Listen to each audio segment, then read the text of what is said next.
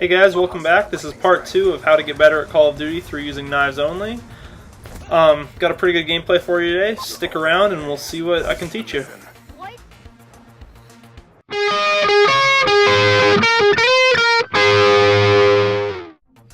Hey guys, so here's my class loadout. Feel free to pause if you want to check it out in more detail. This game, I've cut out all the fluff for you guys to make the video as short as possible. It's a 7-round game of search and destroy. We end up starting off to a bad start, and I bring it back through a couple clutches in the end. Some of my teammates are just completely incompetent. One of them was even trying to troll us by killing himself.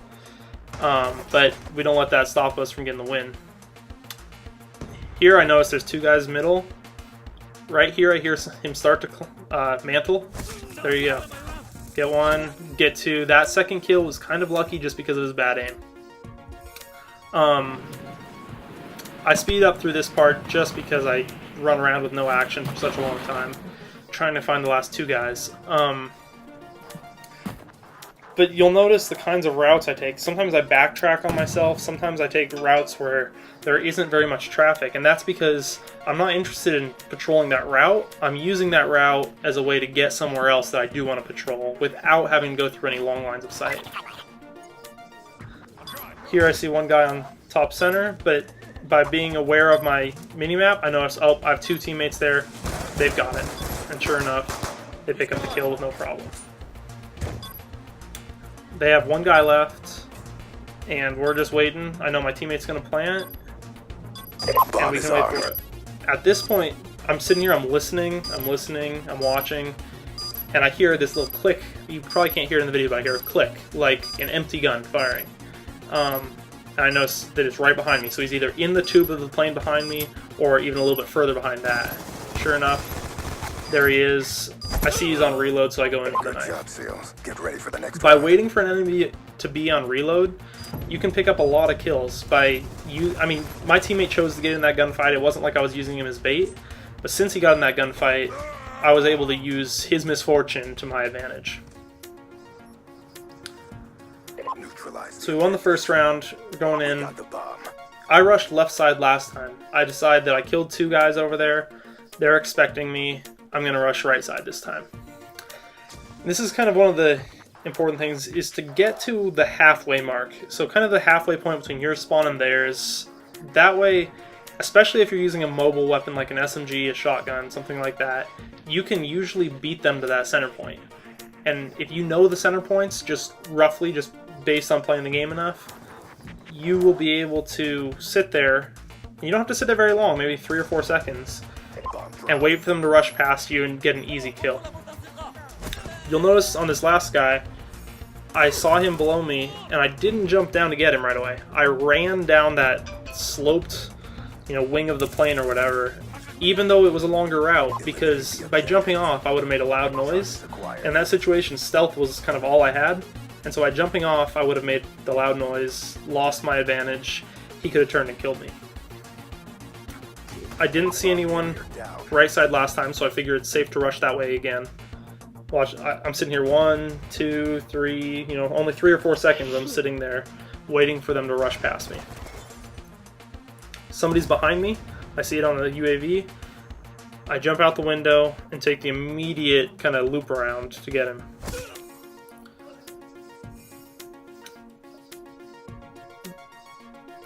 One thing you'll notice throughout this game, and it might actually be annoying to you guys as viewers, but it's really crucial to how I play the game, is watch your leaderboard.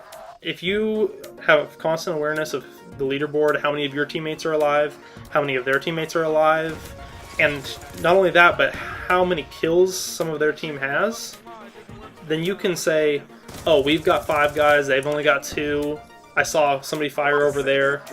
It's a safe to bet that I can go over here and not be seen. Also, by watching how many kills they have, at one point in this game, I think it's 1 or 2 rounds from now, you'll notice that I see somebody has 8 kills and 1 death on their team. Now they could have got 4 kills, then a death, then 4 kills, but it's still safe to assume that they've got at least a UAV, probably, a Hellstorm or a Lightning Strike saved up. So In those kind of situations, by watching the leaderboard, you can say, oh, you know, he's got a bunch of kills in a row, I should probably run inside. Defend the objective. That's what happens on this round, is that I see he has a lot of kills.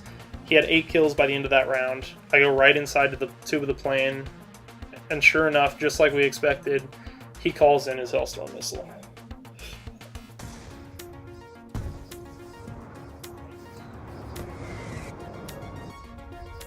He got kind of unlucky with it just because of his poor aim, but see, I checked the leaderboard right there. And I'm watching the kill feed also. Oh look, 3 of our guys are on the kill feed, plus I noticed 1 was dead before, so we've only got 2 guys left, which you can see on the UAV. We've got 2 guys left. I saw 2 of them at A, one of them with a sentry gun. Just by being aware of just the little stuff like that, you can ensure that you're not surprised. When I come around this corner and I see a sentry gun, I'm not surprised. I knew that was up here somewhere, and I managed to run right past it. That guy that I turned on just a few seconds ago on the stairs, the only reason I went for that kill rather than continuing to run straight is because I heard that he fired a sniper rifle. Oh, he's got a sniper rifle, I've got a knife, he's 5 to 10 feet away from me. That's a fight that I can probably win.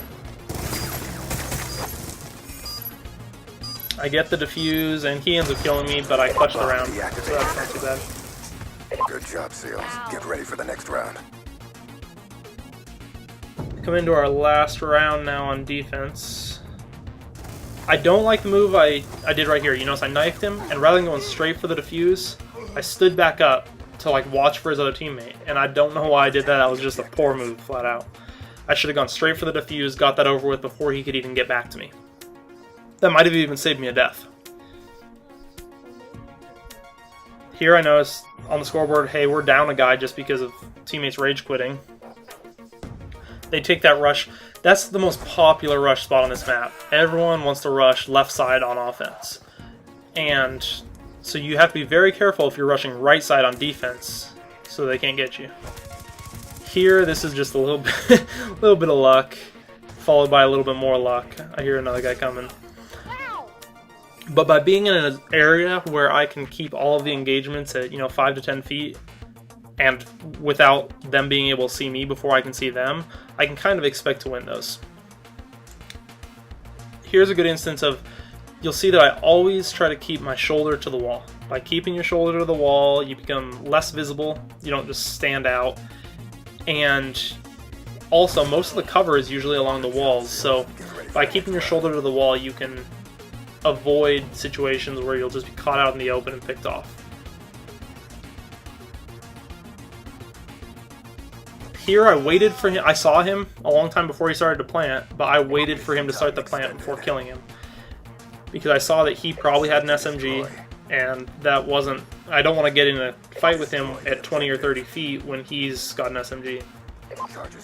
Here my teammates are being incompetent, just running around in the spawn. So I decided to get the bomb. You'll see my team does practically nothing this entire game. They've got 4 kills between all of them so far. I can't go for the full halfway point because I wasted time getting the bomb, so I still go for this kind of semi-halfway point here.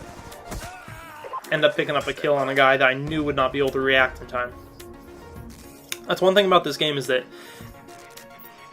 I forgot who talked about this. Maybe it was T. Martin or Drifter, but they talked about lag always advantages the person who's coming around the corner first. So by being that person that's aggressively coming around corners, you can take advantage of that extra bullet that you'll get on somebody where they won't even be able to react in time. And to them, we've all had those deaths where it looks like, hey, he only shot me once, he only shot me twice.